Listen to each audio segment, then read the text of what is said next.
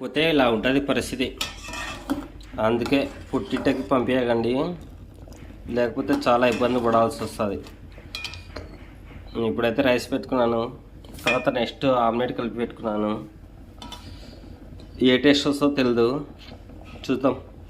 అందరి ఇంట్లో ఆయిల్ ఎందుకు అయిపోతుంది అంటే ఆమ్లెట్ వేసుకుంటే ఇంట్లో ఆయిలే అయిపోయేది.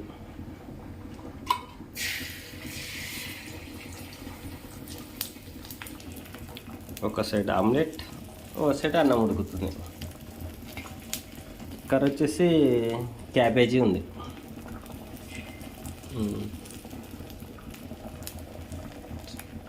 సో పిల్లల కూర పంపించకండి, ఇలా ఉంటుంది పరిస్థితి. తిప్పేసాను, అన్నం కూడా కాగుతుంది.